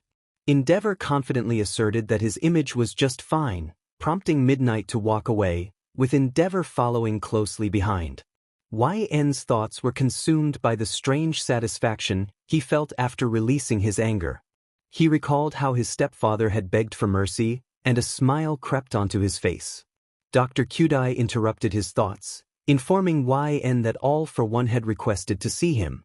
YN, curious about the old man's intentions, followed Dr. Kyudai to the sublab where AFO awaited. YN found the frequent evaluations annoying but recognized their necessity to prevent his body from being overwhelmed by the numerous quirks he possessed. Upon entering the lab, AFO greeted YN warmly. YN inquired about the purpose of the meeting, expressing skepticism about another test. AFO reassured him that there would be no tests this time. Instead, AFO explained that Dr. Kyudai had been working diligently on the Nomu, and he had requested a special Nomo for YN's protection. YN scoffed at the idea, confident in his ability to defend himself. AFO acknowledged YN's strength, referencing his confrontation with his father. YN corrected him, emphasizing the term stepfather, and questioned how AFO knew about his actions. AFO, with a knowing smile, requested Dr. Kyudai to bring in the Nomu. The doctor complied, typing commands into the console, and a door slid open, revealing a menacing presence within. YN felt a mix of curiosity and apprehension as he approached the door. FO encouraged him to step closer, assuring him there was no need for fear. YN hesitated but eventually took a few cautious steps forward, sensing the creature's gaze upon him. Suddenly, the Nomu lunged from the shadows, but YN managed to leap back just in time, startled by the sudden movement. The Nomu was restrained by chains, preventing it from advancing further. YN exclaimed in shock, questioning what had just happened. Dr. Kyudai explained that the Nomu would become YN's companion. YN protested, unwilling to go near the creature. Dr. Kyudai clarified that the Nomu would initially be hostile due to unfamiliarity. FO added that the Nomu needed to recognize YN's scent to bond with him. YN reluctantly agreed, albeit with irritation, and approached the chained Nomu, trying to calm it as he extended his hand. The creature growled, but YN persisted, hoping for a positive outcome. After a tense moment, the Nomu leaned into his hand, and YN let out a sigh of relief. YN acknowledged the success of the interaction and asked about the Nomu's capabilities. Dr. Kyudai explained that this Nomu was one of the stronger variants, designed to serve as YN's protector. YN found the comparison to a guard dog amusing, and Dr. Kyudai confirmed that the Nomu was now loyal to him, ready to follow his commands. Kneeling down, YN scratched the Nomu's ear, pondering what to name it, realizing that calling it Nomu all the time wouldn't suffice. How about Shin? The Nomu looked at YN, almost as if it agreed with its new master. YN decided that from now on, the creature would be known as Shin. In response to being given its name, Shin started to lick YN's face, prompting a surprised reaction from him. He exclaimed that it was gross and complained about the drool. FO observed that it seemed Shin had grown attached to YN, who lamented that he would have to wash up afterward. AFO suggested that YN take Shin to meet the others, indicating that it would be beneficial for him to introduce his new companion. YN was excited about the prospect of Shigaraki's reaction to his personal Nomu and set off with Shin following closely behind. Just as they were leaving the lab, AFO received a call. AFO greeted the caller, who nervously introduced themselves and mentioned that UA would be holding a training camp hosted by the Wild Pussycats. FO found the information intriguing and thanked the caller before hanging up, a smile forming on his face as he contemplated the news. Later, YN was relaxing in his room with Shin resting beside him. After introducing Shin to the others, the reactions had been hilarious, especially Shigaraki's shocked response. Kurojairi reminded YN to be responsible for Shin, and YN was left wondering how he would introduce the creature to Stain, who didn't seem like the type to appreciate pets. A knock at the door interrupted his thoughts, and YN called for the visitor to enter. It was Kurojairi, who informed YN that Shigaraki had received news about new candidates for the league and requested YN's presence. YN agreed and hopped off his bed, whistling for Shin to follow. Training Shin had been surprisingly easy, thanks to Dr. Kyudai's engineering. As YN entered the main room with Shin and took a seat on the couch, Shigaraki expressed his disapproval of YN bringing Shin along. YN playfully retorted about Shigaraki's own presence. He then mentioned hearing that Jiren had found new outcasts to join their group. Shigaraki confirmed this, noting that the new recruits were eager to join after hearing about their adventures. After some time, Jiren finally arrived at HQ with the new recruits. He announced his return and the gifts he brought with him, prompting Toga to express her excitement. Jiren explained that he had searched thoroughly to find these individuals. Kurojairi inquired about the newcomers, and Jiren introduced them one by one. Twice introduced himself with enthusiasm, stating he was happy to be there. Dabi commented on his eccentricity, while YN expressed confusion about his appearance. Spinner introduced himself and mentioned his admiration for Stain, prompting YN to caution him about mentioning Stain around Shigaraki, who was known to get cranky. Muscular introduced himself with a straightforward declaration of his intentions to eliminate heroes, which YN recognized as the same individual responsible for the deaths of the Water Horse heroes. YN hummed thoughtfully at Muscular's introduction. Mr. Compress greeted everyone, and Kurogyri returned the sentiment. Toga excitedly asked if he was a magician, to which Mr. Compress playfully replied that a magician never reveals their secrets. Toga giggled and hugged Shin, who seemed to tolerate the affection. Magna introduced herself, and YN asked about her gender, to which she confidently responded that she was female. Mustard introduced himself, and Shigaraki and Dabi exchanged skeptical remarks about his name. YN humorously pointed out that a name could significantly impact how fearsome a villain appeared, using Muscular as an example. As the introductions continued, Jiren introduced the final recruit, Moonfish, whose appearance drew some teasing remarks from YN and Dabi. Jiren warned them not to underestimate Moonfish, explaining that he was a dangerous individual. YN, Dabi, and Shigaraki exchanged glances, agreeing to keep their distance. With all the recruits present, Jiren shifted the conversation to payment, and Kurogyri assured him that the funds would be transferred promptly. Jiren left with a casual salute, and YN, now feeling the weight of their newly formed league, decided it was time to get down to business. He asked everyone if they were hungry and mentioned a fantastic pizza place nearby, claiming it served the best pizza he had ever tasted. Shigaraki's incredulous response indicated that he was not quite sure if YN was serious. YN had something important to say. He expressed his hunger and desire for food, emphasizing the urgency of the situation. Shigaraki made it clear that he did not like Kurogyri intervened, reminding the boys about their fighting. Both YN and Shigaraki acknowledged that they shouldn't be fighting, given the rare opportunity they had to work for the same cause. Kurogyri agreed with their assessment. Dabi questioned the purpose of their gathering, to which Shigaraki responded with a hint of sarcasm, asking if Dabi had something better to do. He then revealed that the master had assigned them a new mission. Shigaraki handed out files to the members of the league, and when YN opened his, he was momentarily taken aback before narrowing his eyes at Shigaraki. He demanded to know what the file contained. Shigaraki explained that the master had received information about UA holding a training camp in the mountains run by the Wild Pussycats. YN wanted to know the reason behind it, and Shigaraki ominously stated that they were to attack.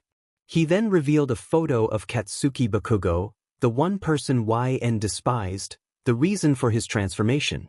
Shigaraki elaborated that Bakugo had the potential to become a powerful ally, and their mission was to find and capture him to join the League of Villains.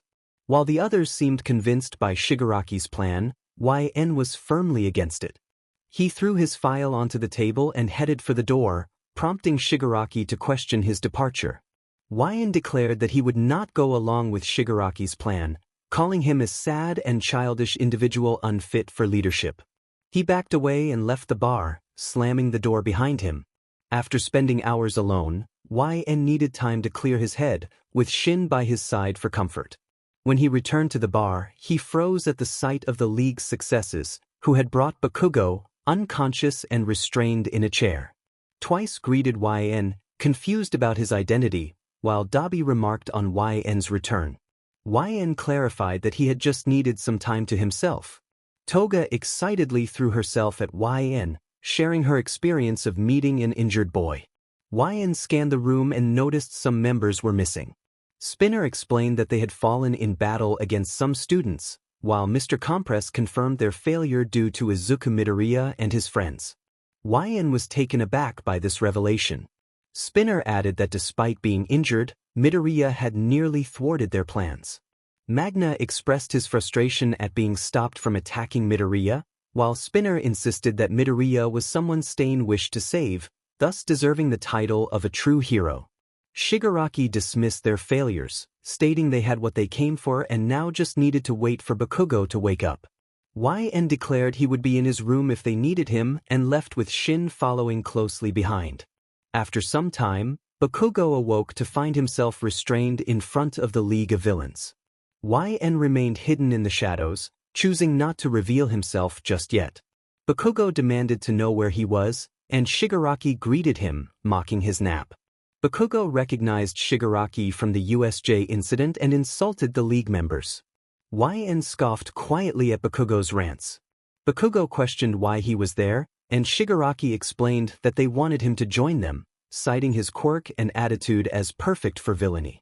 YN silently agreed, noting that even without his explosive power, Bakugo still acted like a villain. Shigaraki pressed Bakugo to join the League of Villains, but Bakugo retorted with disdain. Shigaraki narrowed his eyes and used a remote to show Bakugo how the public was now viewing UA and its teachers. After the display, he turned off the TV and addressed Bakugo again, pointing out the shifting perceptions of heroes and villains in society. Spinner chimed in, echoing Stain's philosophy that heroes who receive payment are no longer true heroes. Shigaraki elaborated that the current system only cared about money and glory, and those deemed losers were cast aside. He posed questions about the nature of heroism and justice, suggesting that soon everyone would be questioning these concepts. Shigaraki smirked at Bakugo, who glared back defiantly. He instructed Dabi to release Bakugo, despite Dabi's concerns about him fighting back. Shigaraki insisted they treat him as an equal, as Bakugo was smart enough to know he couldn't take them all on. Dabi then turned to Twice, instructing him to undo Bakugo's restraints. Twice reluctantly approached Bakugo to free him. Mr. Compress apologized for their methods, clarifying that they were not just a chaotic mob but had a purpose behind their actions. Shigaraki stood and approached Bakugo, emphasizing that despite their different backgrounds, everyone in the room had suffered due to people, rules, and heroes trying to hold them back. At that moment, Bakugo pushed Twice aside and sprinted at Shigaraki, delivering a powerful blast that knocked the hand off Shigaraki's face. Twice called out to Shigaraki, but Bakugo was done listening to their endless chatter. He expressed his disdain for their attempts to recruit him, stating that he wanted to win, just like All Might, and that nothing would change his mind. As Bakugo awaited a response, Shigaraki stared at the hand now on the floor, murmuring about his father. Bakugo declared that he would never join their group. He glanced around the room, realizing that they saw him as important enough not to kill, but he had overlooked one crucial detail. He asserted that even though they weren't at camp, he was still allowed to fight. Magna remarked on Bakugo's cleverness, while Dabi dismissed him as a fool. Toga eagerly suggested she could stab him. Mr. Compress commented that a clever performer would have pretended to be swayed, but now that Bakugo had broken character, he was finished. Bakugo insisted he would do whatever he wanted and was tired of being surrounded by wannabes. A silence fell over the room until a voice emerged from the darkness, questioning Bakugo's beliefs. Bakugo was taken aback and challenged the hidden figure, who revealed that he was merely waiting for the past to reappear. As the figure opened his eyes, Bakugo saw the red glow of them staring back at him. The figure cryptically stated that Bakugo would find out soon enough. Shigaraki regained his composure, picking up the hand and placing it back on his face. He warned the others not to harm Bakugo, as he was still a valuable asset. Bakugo scoffed at the idea of being similar to Shigaraki. In response, Shigaraki declared that they had no time to talk, as the heroes were continuing their investigation. He called upon All for One for assistance. All for One smiled at Shigaraki's request, affirming it as a wise decision. Bakugo mocked Shigaraki, suggesting he was merely a sidekick. Shigaraki ordered Kurogyri and Mr. Compress to put Bakugo back to sleep. Mr. Compress sighed, commenting on Bakugo being a poor audience. Bakugo retorted that if they wanted him to listen, they should beg. As Compress approached Bakugo, he began to devise an escape plan, but he realized he was outnumbered. Suddenly, there was a knock at the door, and a Pizza DLVY guy announced his arrival, leaving everyone confused. The figure in the darkness, YN, expressed his concern about his pizza. Just then, All Might burst in with a powerful smash, surprising everyone.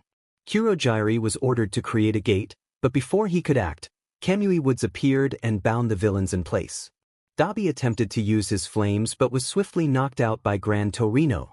All Might declared that the League of Villains could no longer escape. Mr. Compress realized they had been outsmarted, while Twice complained about being held too tightly. Edge Shot joined the fray, stating that they were surrounded by police and powerful heroes. All Might reassured Bakugo that he was safe now, but YN's chuckle interrupted the moment, leaving the heroes puzzled. YN revealed that he had not yet completed his primary objective, Bakugo's demise. With a sudden surge of power, YN unleashed a massive air cannon toward the heroes and police, sending them flying.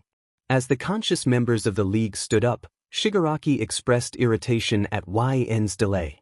YN warned Shigaraki not to push his luck and inquired about the others. Mr. Compress confirmed they were merely unconscious, but with Kurogiri out, they lacked an escape route.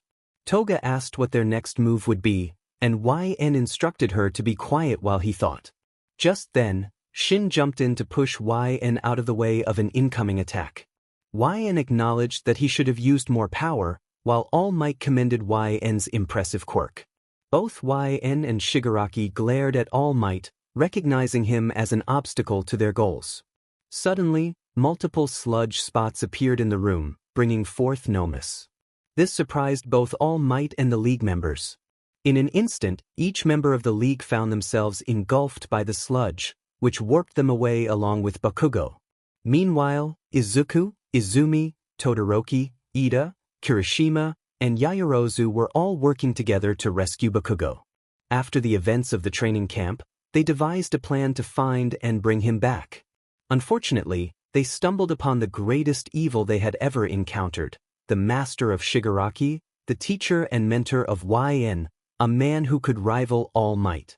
He was the embodiment of fear all for one. Todoroki wondered who this man was and what had just happened. Kirishima was stunned, realizing that he had just witnessed 3 pro-heroes taken down in an instant. Izumi felt a wave of dread wash over her, recognizing that they were facing someone on an entirely different level. Yaoyorozu urged them to run, though she hesitated. Ida felt paralyzed by fear, while Izuku found himself unable to move. At that moment, everything in the League's bar was warped to All for One, including Bakugo. Izuku and Izumi called out to him, shocked by the sudden turn of events. All for One addressed Bakugo, apologizing for the situation. Toga expressed her disgust, while Twice reveled in the chaos. Shigaraki acknowledged his master, and All for One reminded him that failure was a part of the process. He had brought Bakugo and YN back because they were crucial pieces in Shigaraki's game. He encouraged Shigaraki to start over as many times as necessary, emphasizing that everything was for him and YN. The mention of YN caused Bakugo, Izumi, and especially Izuku to freeze. They were bewildered by how the most dangerous villain could know why. Bakugo turned to All for One, still in shock, demanding to know what he had just said. All for One feigned ignorance and directed his attention to YN, who had his hood pulled low over his face. YN decided it was time for the grand reveal, proclaiming that he had waited long enough. He discarded his hood, revealing his face. Bakugo's eyes widened in shock as memories flooded back his relentless bullying, his mother's accident, and YN's supposed death. He fell to his knees, overwhelmed by the sight of the boy he once tormented. YN greeted Bakugo with a playful tone, questioning why he looked so down. He taunted Bakugo, reminding him that the past never truly dies. Bakugo stood frozen, unable to move as panic surged within him. His heart raced as he confronted the reality that the one person he had tormented the most was now aligned with villains. YN challenged Bakugo to show his usual confidence, but Bakugo could only stammer YN's name in disbelief. The revelation that their dear friend was now on the side of villains crushed the Midoriya siblings. Izuku struggled to accept the truth, gripping his shirt tightly, while Izumi cried, holding her heart in anguish. As they grappled with their emotions, All for One acknowledged their presence. The group of students froze, fearing they had been discovered. Fortunately, All for One was distracted by the sudden arrival of All Might, who crashed into him, creating a powerful gust of wind. All Might demanded the return of his student, challenging All for One. The two titans clashed, causing a massive explosion that sent shockwaves through the area. All for One taunted All Might about his weakened state, while All Might retorted about All for One's reliance on life support. YN observed the intensity of their battle, realizing they were on a level he hadn't anticipated. All Might vowed not to repeat past mistakes, declaring his intent to rescue Bakugo and ensure All for One was imprisoned for life, along with his League of Villains. As All Might charged at All for One, the villain effortlessly countered with a powerful blast, sending All Might crashing through several buildings. All for One commented on the effectiveness of his abilities, turning to YN for agreement. YN acknowledged the power of the combination. Bakugo uncovered his eyes from the dust, witnessing the extent of All for One's attack. All for One reassured Bakugo that it would take more than that to defeat All Might. He ordered Shigaraki and YN to leave the battlefield with Bakugo. Using his quirk, All for One activated Kurogyri's ability to create a warp gate. He explained that his warp power was still developing and limited in range, preferring to let Kurogyri handle the teleportation. As Kurogyri's quirk activated, All for One commanded them to leave. Shigaraki questioned what would happen to All for One, but before they could discuss it further, All Might soared back into the sky, determined to confront All for One once more. FO then uses a quirk he hadn't given to YN, Airwalk, to levitate in the air. He observes that Tamura and his brother still have much room to grow. All Might charges forward, determined to land a punch, but AFO catches it, creating a powerful gust of wind from the impact. Shigaraki calls out to his master, while Mr. Compress suggests they move while their masked leader keeps All Might occupied, using his quirk on an unconscious Dabi to calm him. Bakugo surveys the group of villains before him, feeling uneasy about what is about to unfold. YN steps forward, cracking his knuckles and letting out a dark chuckle, revealing his anticipation for the confrontation. Bakugo pleads with YN, expressing his reluctance to fight, but YN's response indicates otherwise. All Might, noticing the tension, tries to reach Bakugo, but AFO uses Rivet Stab to keep him at bay. As they engage in battle, Izuku watches from a cracked hole in the wall, realizing that All Might cannot reach Bakugo with AFO in the way. The situation is dire, with the League surrounding Bakugo and YN intent on taking him down. The League, alongside YN, launches a relentless attack on Bakugo, leaving him little room to breathe. Toga attempts a slash with her knife, but Bakugo explodes the ground beneath him to create some distance. Mr. Compress tries to catch him off guard from behind, but Bakugo backflips away, aware of the overwhelming odds against him. YN charges in, slamming his fist into the ground and cracking the earth beneath him. Bakugo narrowly dodges the attack, but YN uses his bone protrusion to strike Bakugo, causing him to stagger. All Might, desperate to assist, rushes toward Bakugo, but AFO pulls him back with Rivet Stab, throwing him into the distance to keep him from interfering. As the two heroes clash, Izuku struggles to devise a plan to rescue Bakugo, knowing he is surrounded by villains, with the strongest among them on the battlefield. The odds seem insurmountable. YN, frustrated, slams his fists into the ground, sending dust flying everywhere. He glares at Bakugo, who uses his quirk to gain some air and dodge the attack. YN taunts Bakugo, challenging him to fight back. With newfound determination, Bakugo swings his arm and unleashes an explosion aimed at YN. As the smoke clears, he realizes he has struck his target. YN, unfazed and smiling darkly, reveals that he blocked the attack with his bone-covered arm, using it as armor. He recalls the Katsuki he once knew, urging Bakugo to show his true strength. As Bakugo tries to escape, YN seizes him by the collar, slamming his head back and causing him to stumble. YN capitalizes on the moment, delivering a punch to Bakugo's gut and striking the back of his head, knocking him to the ground. Bakugo clutches his stomach in pain, struggling to recover while YN approaches him, grabbing him and flipping him through the air before throwing him into a debris wall. YN declares that their fight is not over, lifting Bakugo to his feet and unleashing a flurry of punches and combos. As he pins Bakugo against the wall, blood trickles from Bakugo's mouth, a testament to the brutal exchange. Bakugo, gasping for breath, pleads with YN to stop, but YN's anger boils over. He confronts Bakugo about the pain he has caused, recalling the ridicule he faced for being quirkless and the loss of the woman he loved. YN delivers a powerful punch to Bakugo's gut, causing him to cough. He vows to take everything from Bakugo, hoping he will understand the pain of being powerless. Just as YN reaches for him, Bakugo retaliates, slamming his head against YN's and using an explosion to create a blinding flash. YN cries out in pain, covering his eyes as he tries to regain his vision.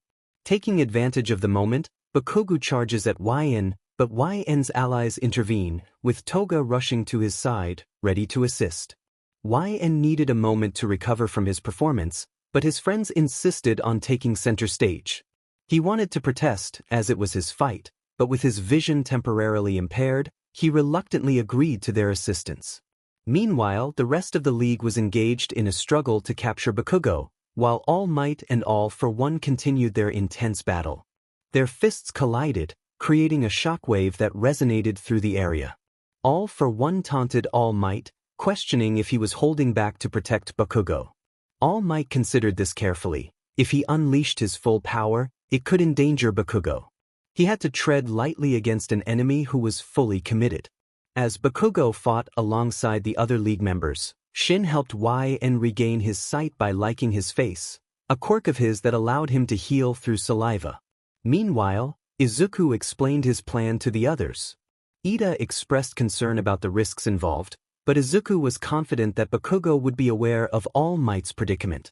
Todoroki agreed, noting that All Might would likely be on the defensive, which worked to their advantage.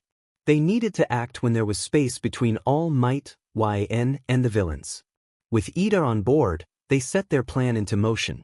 Izuku outlined their strategy, which involved using his quirk in combination with Ida's reciprocal and Izumi's telekinesis to propel themselves forward. Ida and Izuku positioned themselves on either side of Kirishima, while Izumi supported them from behind. As they activated their quirks, Kirishima hardened himself to break through the wall. Once they cleared it, Todoroki would create a massive slab of ice for them to gain height. As the three boys broke through the wall, Todoroki conjured a glacier for them to run along, allowing them to soar above the battlefield. They had finally positioned themselves to catch the villains off guard, crossing the battlefield at a height that would be difficult for the villains to reach. As they reached the peak of the glacier, they leaped into the air. All for One attempted to strike, but All Might intervened, landing a powerful blow. All Might recognized that the villain was holding him back, but that also meant he had an opportunity. Kirishima understood that he needed to call out to Bakugo, as their friendship would compel Bakugo to respond. As they soared through the air, Kirishima reached out, calling to Bakugo. Just then, Shigaraki charged at Bakugo, but Bakugo used his quirk to propel himself toward Kirishima. YN, having regained his sight, was filled with anger as he realized Bakugo was escaping. Shigaraki noticed Izuku and grew furious, while Mr. Compress insisted they couldn't let Bakugo get away. With Kurogiri and Dabi incapacitated, Magna called for help, using her quirk to propel Compress toward the airborne heroes. Just then, a lady enlarged and intercepted them, taking a hit that sent her crashing down. As MD Lady fell, Gran Torino swooped in, taking out Twice, Spinner, and Magna. With many of his allies defeated, YN was consumed by rage, determined not to let Bakugo escape. He launched himself into the air, using a combination of his powers to chase after Bakugo. Kirishima alerted the others to the approaching danger, realizing they had a villain on their tail. YN was relentless, declaring that Bakugo could not escape him. As he prepared to unleash an air cannon, Izuku made a split-second decision to counterattack, aiming his fingers at YN. In a powerful clash, both YN and Izuku unleashed their attacks, resulting in a collision that sent them both reeling. As YN struggled to rise, his anger boiled over, and he pounded the ground in frustration, vowing to find Bakugo no matter the cost. As Bakugo and the others landed hard, they heard YN's furious cries, which sent a chill through them, even Izuku. Gran Torino landed beside All Might, quickly dealing with the remaining villains. All Might acknowledged the speed of Gran Torino and noted that YN was becoming just like him, despite his initial reservations about YN's presence. All for One, now back on his feet, recognized YN as Shimura's friend. All Might, feeling the weight of the situation, resolved to fight without holding back. Gran Torino prepared to take on the remaining villains, while Toga expressed her fear of dying before she could obtain more of YN's blood. All for One seized the moment, using his quirk to target Magna. As Gran Torino rushed toward the villains, Shigaraki prepared to use his quirk against him. In that instant, Magna's quirk activated, enveloping Shigaraki and YN in a blue hue, while Toga found herself surrounded by a pink one, warning her allies to be cautious. They were coming in too fast. Spinner, Magna, Compress, and Twice flew toward Toga as they all fell into the portal behind them. Shigaraki and YN were being pulled in by the magnetic force of Magna's quirk, but both resisted with all their might. Gran Torino attempted to intervene, declaring they should not move so quickly, but All for One knocked him aside, preventing him from reaching his pupils. Shigaraki, feeling the pull of the portal, expressed his concern for his master, realizing the damage AFO had sustained. YN, filled with determination, fought against the force dragging him closer to the portal, desperate to stay. As Shigaraki fell back, memories flooded his mind. FO had helped him as a child when no one else had, nurturing him through his darkest times. He refused to be pulled away, insisting he would not go. AFO urged him to continue fighting, but YN, inching closer to the portal, used his quirk to claw at the ground, slowing his descent. He couldn't leave now, not when he was so close to achieving his goals. With sheer willpower, he managed to overcome Magna's quirk just as the portal began to close. AFO prepared to counterattack, using Gran Torino as a shield against All Might's punch. All Might, filled with regret, apologized to his mentor as he swung at AFO.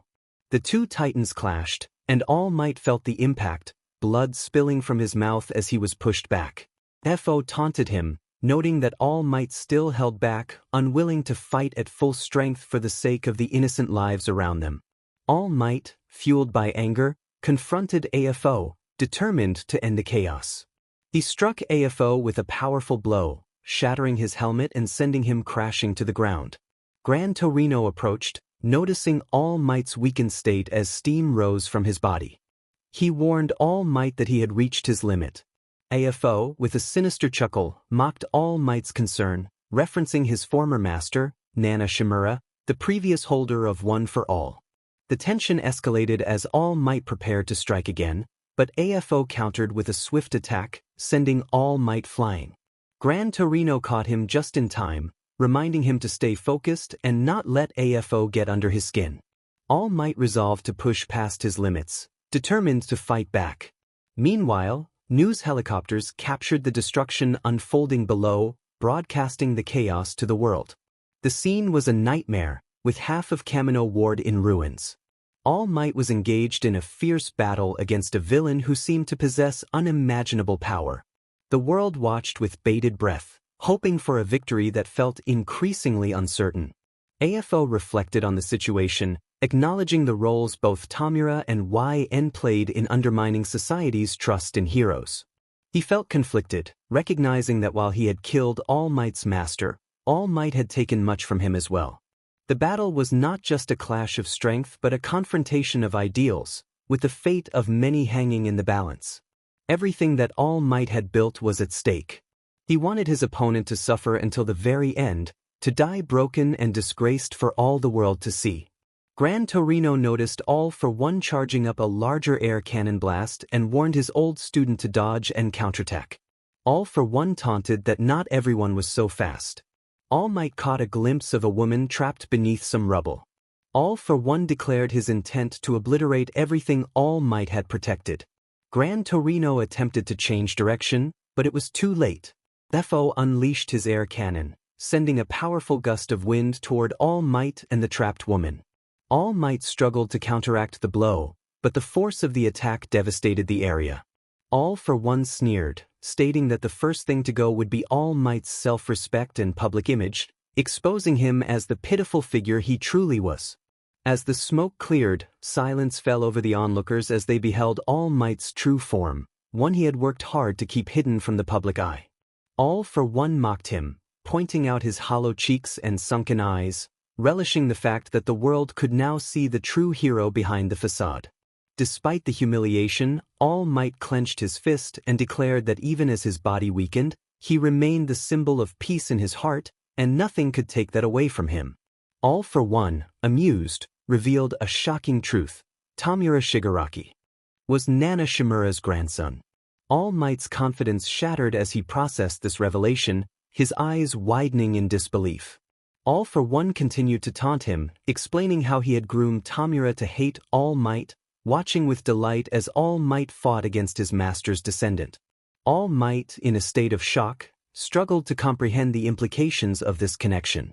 He felt anguish and pain, realizing he might hurt someone so close to his old master. As All Might grappled with his emotions, debris shifted nearby, revealing YN, who coughed as he got to his feet. All for One noticed him and questioned why he was still there, expecting him to be with Tamura and the others. YN explained that he had his own plans and wouldn't let AFO interfere.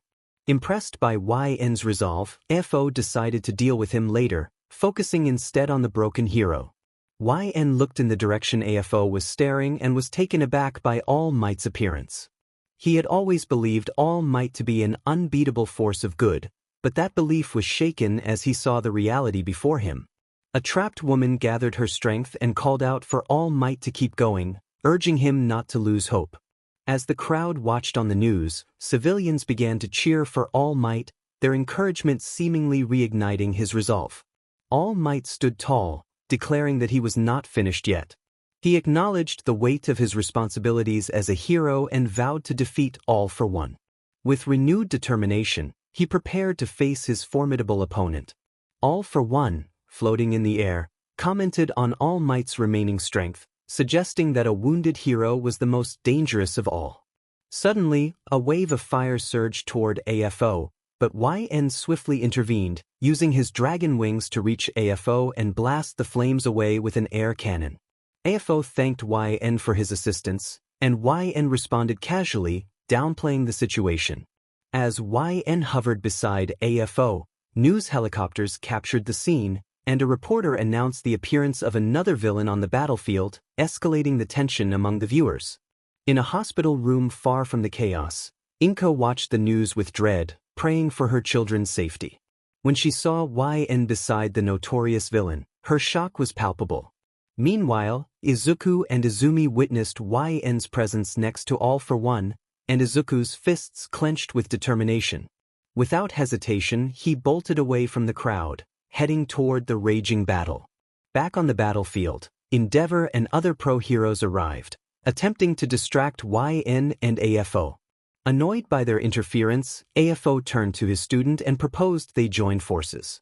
YN eagerly agreed, and together they unleashed a powerful combination air cannon, sending the heroes flying. After the attack, YN turned to AFO, asking if he thought they had succeeded. AFO believed the other heroes posed no further threat. Just as YN was about to respond, he was suddenly tackled from the air by Izuku Midoriya, the unexpected assault catching him off guard. YN was caught off guard by the sudden action, and both boys crashed and tumbled across the ground. All Might called out to his student, urging him to be careful. As they regained their footing, YN lifted his head and glared at the one person he considered his friend. Izuku was determined to stop YN, insisting that this wasn't who he was meant to be. YN, however, was resolute in his new identity, challenging Izuku to accept the change. Despite knowing YN's words held truth, Izuku still harbored hope that things could be different. He pleaded with YN, expressing his reluctance to fight, but YN demanded he step aside. The two boys stared each other down, preparing for a confrontation. All Might, witnessing the tension, wanted to intervene but knew he had to focus on the threat before him. FO, the enemy, commented on the spectacle of the two successors facing off, intrigued by the outcome. As YN and Izuku prepared to clash, Izuku concentrated on the power of One for All, channeling it throughout his body. He activated Full Cowl and sprinted toward YN with astonishing speed, catching him off guard. YN struggled to defend himself as Izuku struck from various angles, landing blows that pushed YN back. YN was bewildered by Izuku's newfound speed, questioning how he had become so fast. He attempted to counterattack but found Izuku always one step ahead. In a moment of clarity, YN unleashed an air cannon, sending Izuku flying momentarily. As Izuku regained his footing, YN jumped in, slamming his fist into the ground. Izuku managed to backflip just in time to evade the attack. Without hesitation, Izuku pressed his advantage, ducking and dodging while landing some hits on YN. As YN stumbled from the blows, Izuku charged up for a powerful strike, preparing for a Detroit smash. When his fist connected, a strong gust of wind erupted, but YN had braced himself, using a bone protrusion as armor. YN revealed that he had figured out Izuku's secret, thanks to his own growth. As dark lines began to appear on YN's body, Izuku's eyes widened in realization. YN acknowledged Izuku's strength and declared his own new power, All for One, Dark Emergence. Izuku was filled with dread, realizing the implications of YN's transformation. He understood that if YN could replicate his abilities, the stakes had risen dramatically. YN challenged Izuku to see who had truly grown stronger, aware that their past friendship was on the verge of being shattered. In an instant, YN dashed toward Izuku, landing a blow directly to his chest and slamming him into the ground. As YN held onto Izuku, he threw him toward a pile of debris. Izuku managed to regain control midair, using the debris to propel himself back toward YN. Anticipating this, YN countered with a kick to Izuku's abdomen, followed by a series of rapid strikes. Izuku, shaking off the hits, countered with his own attacks, using his analytical skills to land body shots on YN. The two were locked in a stalemate, each catching the other's punches. Izuku pleaded with YN to stop fighting, insisting that this wasn't what he truly wanted. YN, however, was adamant that he had finally gained control and the power to change things, and he was determined to follow through with his plans. As their clash of ideals continued, their mentors were engaged in their own battle. Defo had the upper hand, bolstered by his multiple quirks, while All Might struggled, glancing toward Izuku, worried for his student even though he knew he couldn't intervene effectively. As the fierce battle unfolded, spectators watched from their homes and the streets, concerned for the boys. Among them, Izumi, Inko, and Ochako were particularly worried, each connected to Izuku in their own way. Oddly enough, Izumi also felt concern for YN, reflecting the complexity of their intertwined fates. Despite having feelings for Bakugo, she often worried about the boy she had hurt, though she kept that part to herself. The two successors clashed fiercely on the battlefield, exchanging blow after blow, neither willing to back down. YN and Izuku struck each other across the face, sending both flying toward their sensei. YN rolled and tumbled but managed to catch herself as she slid back toward All for One, while Izuku bounced along the ground until he reached All Might's feet. All Might looked at Izuku with concern, asking if he was all right. Izuku responded that he was fine, though he was still shaken. All for One unleashed his ultimate move, combining all his quirks into one massive arm, growing it to an enormous size. He declared that it was time to finish things, and All Might vowed to use everything he had to defeat him. YN urged Izuku to give it his all to stop her, and Izuku resolved to use 100% of his power to bring her back home. Both parties charged at each other, ready to unleash their full power in a final clash. As they collided, each poured everything they had into their attacks, striving to push their opponents to the brink. In the midst of the clash, All for One used impact recoil to send force back into All Might's arm, causing him to lose balance and slide back as AFO pressed against him. Despite feeling drained, All Might remembered his mentor's words, and the embers of One for All within him transformed into a fierce blaze. As the battle continued, YN and Izuku matched each other's strength, but Izuku held back, still seeing YN as a friend despite her alliance with the villains. In his heart, he remembered the boy who used to visit his house every weekend, and he didn't want to give up on her. Their fists moved past each other. Izuku aimed for YN's head, while YN targeted Izuku's chest. At the last moment, Izuku adjusted his aim, grazing YN's chest while YN's punch landed squarely in Izuku's chest. As the stars within One for All connected, they gathered into a single point that All Might gripped tightly. With a powerful declaration, he prepared to unleash his final attack. All Might summoned all his strength and slammed his fist into AFO's face, delivering a decisive blow. A whirlwind surrounded the area as he bid farewell to One for All, using its last remnants of power. With the battle won, All Might stood tall, his fist raised high as a symbol of hope. As he began to revert to his normal form, he noticed YN still standing, breathing heavily from her clash with Izuku. Due to using 100% of her brawn booster, her right arm was now injured. Before All Might could reach her, FO used his remaining strength to warp YN, covering her body in a dark sludge. YN called out to All for One, not in despair but as a lost child reaching for a parent. The last thing she saw before being enveloped was a smile on All for One's face.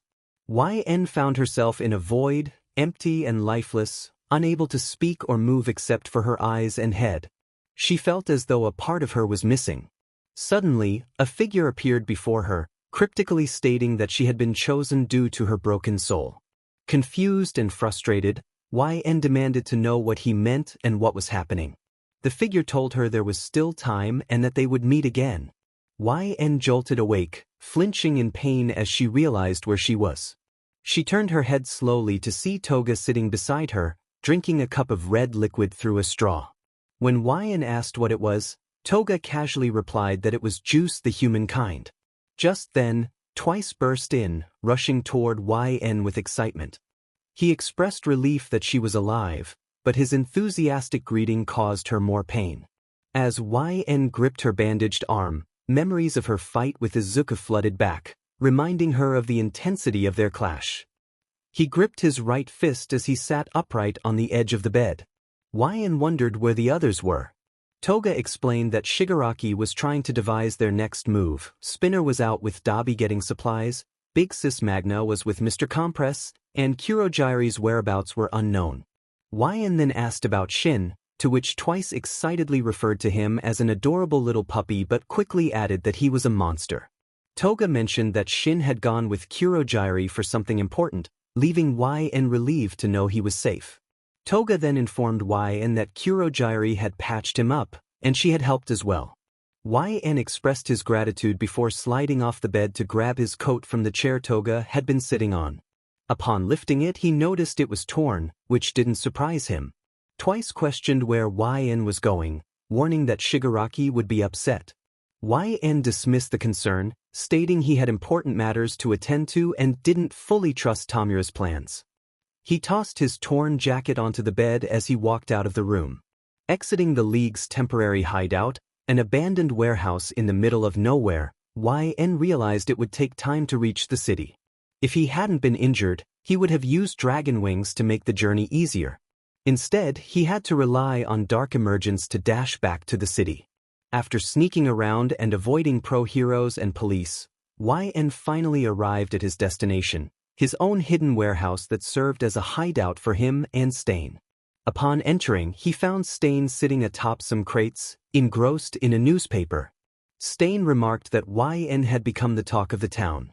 Curious, YN took a look at the newspaper, his eyes widening at the article detailing the events at Kamino and the battle between All for One and All Might. The article described the brutal clash and mentioned two boys who had seemingly joined the fight, speculating whether they represented AFO and All Might. Stain noted that YN was starting to gain attention. YN dismissed the article, tossing the newspaper aside, expressing indifference. Stain then asked what YN planned to do now that his master was behind bars. YN paused for a moment before responding. He had a plan in mind, and with Stain's help, he could execute it. He explained that the old man had entrusted him with forging a path for the League, but he had reservations. Stain questioned whether YN was abandoning his comrades, labeling it as cowardly. YN retorted, insisting he wasn't abandoning anyone, but rather doing what he believed was right.